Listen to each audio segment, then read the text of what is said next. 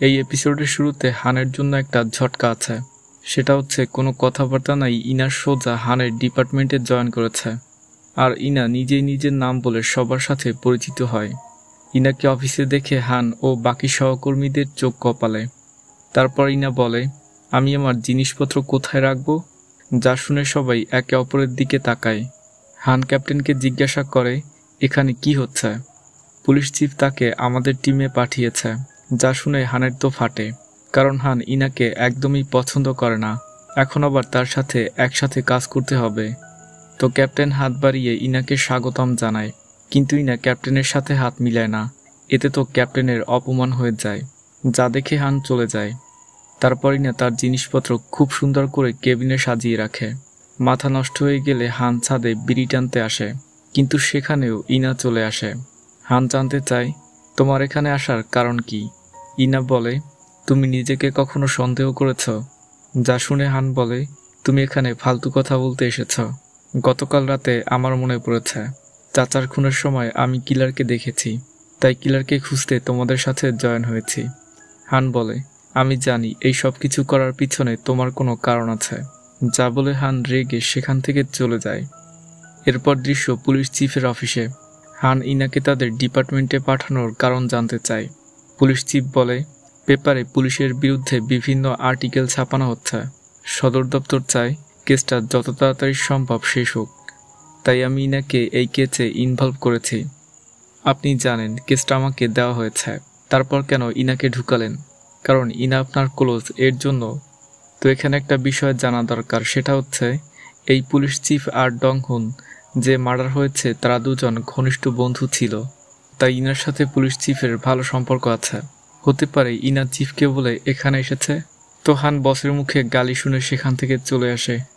এরপর আমরা সবাইকে বসে থাকতে দেখি। আসলে তারা এই কেসের সম্পর্কে এখন মিটিং করবে, কিন্তু ইনা আসছে না দেখে তারা মিটিং শুরু করতে পারছে না। এর জন্য সবাই বিরক্ত। তখন এই সহকর্মী বলে, গাড়ির ড্যাশ ফুটেজ সংগ্রহ করার সময় একটা অপরিচিত লোক আমাকে বলে সে সবসময় এখানে গাড়ি পার্ক করে রাখত যেখানে লিকে খুন করা হয়েছে। ওই জায়গায় গাড়ি পার্ক করলে গাড়ির কোনো না কোনো সমস্যা হতো। হয় গাড়ির চাকার স্ক্রু খুলে নিয়ে যেত, না হয় গাড়িতে দাগ দিয়ে রাখত। কিন্তু কে এইসব করতো এটা ধরতে পারতাম না, কারণ বেসমেন্টের ওই জায়গায় কোনো সিসিটিভি নেই। জ্বালা সহ্য করতে না পেরে ওই লোকটার সেখানে গাড়ি পার্ক করেনি। আর ঠিক এরপরেই সেখানে লির মার্ডার হয়েছে। এই কথা শোনার পর হান বুঝতে পারে অনেক আগে থেকেই কিলার খুনের প্ল্যান করে রেখেছে। তাই সে ওই লোকটাকে বিভিন্নভাবে জ্বালাতন করত, যাতে সে সেখানে গাড়ি পার্ক না করে আর সে ভিকটিমকে এখানে এনে খুন করতে পারে। তো হান আবারও ওই সিসিটিভির ফুটেজ চেক করতে চলে যায়। একটা ফুটেজ জুম করে দেখতে পায় কিলার আগে থেকেই ভিকটিমের গাড়ির ভিতরে ছিল। তারপর হান সেখানে যায় যেখান থেকে কিলার লির গাড়িতে উঠেছিল। এখন হানের প্রশ্ন হচ্ছে, কিলার তাকে এখানে কেন খুন করলো না? কেন তাকে বেসমেন্টে নিয়ে খুন করা হয়েছে? ক্রাইম সাইটে দাঁড়িয়ে হান কোনো কুলু খুঁজে বের করার চেষ্টা করছে। তখনই সেখানে ইনা চলে আসে আর বলে, তাহলে তুমি এটা খুঁজে বের করেছ যে কিলার আগে থেকেই গাড়ির ভিতরে ছিল। এরপর ইনা ব্যাখ্যা করে যে কিভাবে কিলার লিকে খুন করেছে। আগে থেকেই কিলার গাড়ির ভিতরে ঢুকে চুপচাপ বসেছিল।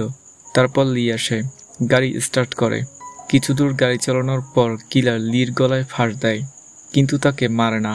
কিলার তাকে কেন সেখানে খুন করেনি? তার পিছনের কারণ হচ্ছে ওই পাজেলে থাকা ওই মহিলার কানে ফিসফিস করে কিছু একটা বলা হচ্ছিল। তাই কিলার লির কানে কানে কিছু একটা বলছিল। লি তাকে উত্তরও দিয়েছিল। তারপর তাকে এই বেসমেন্টে এনে খুন করা হয়েছে। সবকিছু শুনে হান বলে, এটা কি? সেদিন রাতে আমি তোমার মাকে ঠিক মতো হ্যালো বলতে পারিনি, তাই তার সাথে দেখা করতে এসেছি। ইনার মুখের কথা শুনে হানের মুখের এক্সপ্রেশন ঠিক এই রকম হয়। হানের মত না থাকার পরও ইনা তার মায়ের সাথে দেখা করে, একসাথে খাবার খায়। তো ইনাকে দেখে হানের মা অনেক খুশি। খাবার খেয়ে ইনা খাবারের তারিফ করে, কিন্তু হানের এগুলো একদমই পছন্দ হয় না। ইনা জানতে চায় হান এর আগে কোনো মেয়েকে বাড়িতে এনেছে কিনা। হানের মা বলে, এটা তো একটা ব্যক্তিগত প্রশ্ন, তারপরও আমি বলি, হান এর আগে প্রায় একটা মেয়েকে বাড়িতে নিয়ে আসতো। মেয়েটা তার স্কুলের ফ্রেন্ড ছিল। হান তাদের ফালতু কথা শুনে বিরক্ত হয়ে চলে আসে। দৃশ্য পরিবর্তন হয়। ইনা দুইটা খুনের সমস্ত তথ্য এক জায়গায় জড়ো করে। যেমন খুন কখন হয়েছে, কি দিয়ে তাকে খুন করা হয়েছে, ভিকটিমের বয়স কত, তাদেরকে মারার কারণ কি, ইত্যাদি ইত্যাদি। পাশাপাশি ইনা ভিকটিমদের একটা প্রোফাইল রিপোর্ট তৈরি করে। এই কেসে রিলেটেড সকল তথ্য যখন ইনা সবার সামনে প্রেজেন্ট করে তখন সবাই অবাক হয়, কারণ ইনা তাদের থেকে অনেক বেশি তথ্য জোগাড় করেছে, তাই সবাই তার প্রশংসা করে। এই সহকর্মী মজা করে ইনার নাম দেয় সিসিটিভি মাস্টার। এরপর ইনা আসে, সবাইকে প্রোফাইল রিপোর্ট দেয়, জানিয়ে সবাই ব্যস্ত হয়ে পড়ে। ইনার মতে একজন সিরিয়াল কিলার এই খুনগুলো করছে, যা দেখে ক্যাপ্টেন বলে, তুমি কি আমার সাথে মজা করছো? মানে ক্যাপ্টেন বিশ্বাস করতে চায় না খুনগুলো একজন ব্যক্তিই করছে। রিপোর্টে পাজেলের কথাও ছিল, যা দেখে কেউ বলে 2টা পাজেল পিস যার কোনো ভিত্তি নেই। তার উপর ভিত্তি করে কিভাবে বলতে পারি এটা সিরিয়াল কিলারের কাজ? তারপরই না পাজেলের টুকরাগুলো টেবিলের উপর রাখে আর বলে, এখন পর্যন্ত আমার কাছে পাজেলের সম্পর্কে কোনো তথ্য নেই, কিন্তু আমি উপলব্ধি করতে পারছি এই খুনগুলো একে অপরের সাথে সম্পৃক্ত। 2টা খুনই ভিকটিমের ব্যক্তিগত স্থানে হয়েছে, একটা হচ্ছে নিজের বাড়িতে আর একটা হচ্ছে বেসমেন্টে। কিলার ভিকটিমকে আগে থেকেই টার্গেট করেছে। তারপর কিলার এমন একটা জায়গা চুজ করে যেখানে কোনো সিসিটিভি নেই। এরপর কিলার শান্তভাবে অপরাধ করার জন্য অপেক্ষা করে এবং সময় মতো কিলার সমস্ত শক্তি দিয়ে পিছন থেকে টার্গেটকে খুন করে। এতে ভিকটিমও তাকে বাধা দিতে পারেনি, যাকে বলে ঝোপ বুঝে কোপ মারা। এবার পাজেলগুলোর কথা বলি। পাজেলের টুকরাগুলো বড় কোনো ছবির অংশ, যা কিলারের সাইন বা কিলার পাজেল দিয়ে কিছু একটা বোঝাতে চাইছে। এরপরই না হানের কাছে তার মতামত জানতে চায়, কিন্তু হান কথা বলে না। বাকি সবাইও চুপচাপ থাকে, অর্থাৎ তারা ইনার কথার সাথে এবার একমত। কিছুক্ষণ পরে সেখানে পুলিশ চিফ আসে আর ইনার রিপোর্ট তাদের মুখের উপর ছুঁড়ে মারে, অর্থাৎ তার এই রিপোর্ট পছন্দ হয়নি। তারপর পুলিশ চিফ ইনার সাথে কথা বলে, তুমি কি তোমার চাচার খুনিকে ধরতে এখানে এসেছ? ইনা বলে, হ্যাঁ, তোমার চাচার মৃত্যুতে আমি বুঝতে পারছি তুমি কেমন ফিল করছো, কিন্তু এটার মানে এই না 2টা পাজেলের জন্য তুমি 2টা কেস এক করে দিবে। তোমার কাজ যদি এমন হয় তাহলে কেউ তোমার কাজে খুশি হবে না, আর শুরু থেকেই তোমার নামে বিভিন্ন কমপ্লেন আসছে। তবেই না চিফের কোনো কথা গায়ে লাগায় না, বরং সে সেখান থেকে একা থাকতে চেয়ে চলে আসে। পুলিশ চিফ তাকে ডাকে, কিন্তু ইনা শোনে না, মানে সে পুলিশ চিফকেও পাত্তা দিচ্ছে না। এদিকে ক্যাপ্টেন বলে, সবাই রিপোর্টের কথা ভুলে যাও, আমরা আমাদের মতো করে কেসটা সলভ করব। হান বলে, আমরা যদি ভিকটিম লির সম্পর্কে জানতে পারি তাহলে কিলারের সম্পর্কে কোনো না কোনো ক্লু পেতে পারি। তাই তারা সবাই ভিকটিম লির পার্সোনাল ডাটা অ্যানালাইসিস করতে শুরু করে। ক্যাপ্টেন বলে, তার ভাইয়ের কি খবর, যে দেশের বাইরে থাকে? তাকে আমরা তার বোনের মৃত্যুর কথা বলেছি, কিন্তু সে ফিরে আসার কথা বলেনি। তার বাবার কি অবস্থা? তাকে বারবার কল করা হচ্ছে, কিন্তু সে ফোন ধরছে না। যা শুনে হান লির বাবার সাথে দেখা করতে বেরিয়ে পড়ে। গাড়িতে উঠে হান ওই লোকেশনটা দেখে যেখানে সে যাবে, কিন্তু হঠাৎ করে ইনা গাড়িতে উঠে পড়ে। যা দেখে হান বলে, তুমি আমাকে ফলো করছো কেন? গাড়ি থেকে নামো। কিন্তু ইনা নামে না, সেও হানের সাথে তদন্ত করতে যাবে। উপায় না দেখে হানও রাজি হয়ে যায়। বাইরে তাকিয়ে দেখতে পায় তার ওই সহকর্মী দাঁড়িয়ে দাঁড়িয়ে কারোর সাথে ফোনে কথা বলছিল, মানে সে একটুও সিরিয়াস না। যা দেখে হান তাকে মনে মনে গালি দেয় আর সেখান থেকে চলে যায়। আর সে হাঁক করে তাকিয়ে থাকে যে তাকে না নিয়ে চলে গেল। লির বাবার বাড়িতে যাওয়ার পর তারা দেখতে পায় বাড়িতে কেউ নেই, অর্থাৎ বাড়িটা পরিত্যক্ত। যা দেখে হান পাশের এক দোকানদারের সাথে কথা বলে আর তার কাছ থেকে জানতে পারে লির বাবা দীর্ঘদিন থেকে নার্সিংহোমে থাকে। তারপর তারা নার্সিংহোমে চলে আসে। নার্সের সাথে কথা বলে জানতে পারে বৃদ্ধ হওয়ার কারণে লির বাবার ভুলে যাওয়ার রোগ হয়েছে। তবেই না কি জানি ভেবে হানের সাথে যায় না। তো হান তার স্টাইলে লির বাবার সাথে কথা বলতে চায়, কিন্তু লির বাবা তার সাথে কথা বলে না। ঠিক তখনই ইনা আসে আর তার সাথে লি হয়ে কথা বলে, আর এতে কাজ হয়। লির বাবা তার সাথে কথা বলে। এই বৃদ্ধ লোকের কাছ থেকে কোনো উত্তর পাওয়া যাবে না দেখে হান বাইরে আসে আর নার্সের কাছে জিজ্ঞাসা করে লির বাবার সাথে দেখা করতে এখানে কেউ আসে কিনা। 2 মাস আগে একজন তার সাথে দেখা করতে এসেছিল।